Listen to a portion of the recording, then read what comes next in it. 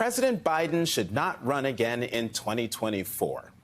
That was the headline of an opinion piece by my Washington Post colleague David Ignatius this week. My quarrel isn't so much with him as it is with the people who provided the foundation for his argument. He told NPR's Steve Inskeep that he felt, quote, "It was time to surface publicly the thing that I find almost every Democrat is talking about privately, and that is whether President Biden will be too old during the time of a second term to be an effective president." Ah, Democrats, a brooding clan where the glass is always half empty because the other half is needed for bedwetting. They're never satisfied, always looking for someone to be president, even when one of their own is sitting right there in the Oval Office right now. Yes, President Biden is 80 years old.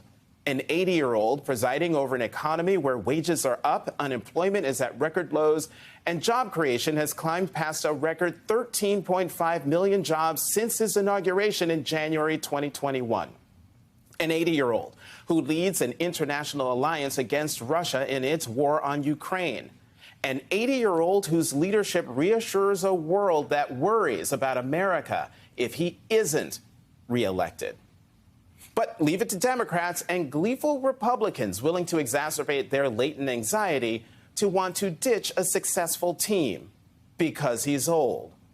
President Ronald Reagan was old. He was 73 at his second inauguration in 1985, then the oldest president to take the oath of office.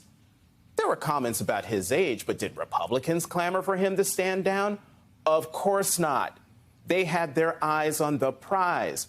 They had taxes to cut, military power to project, and conservative judges to appoint, including 2 Supreme Court justices and a new Chief Justice in Reagan's second term. Not only do Democrats calling for Biden to drop out not have their eyes on the prize, they seem to have forgotten what the prize actually is: the White House and the power that comes with it. From the rule of law to American democracy itself, too much is at stake for President Biden and Vice President Kamala Harris to cede the field to the twice impeached, 4 times indicted on 91 counts, out on bail or bond in 4 jurisdictions, former president and frontrunner for the Republican nomination. Biden and Harris are in the jobs now. Calling on them to abandon a re-election campaign they've already begun in earnest is beyond foolish. But what's even more troubling than the dump old Joe wave is the ferocious kick Kamala to the curb undertow. And we're going to talk about what's behind that next.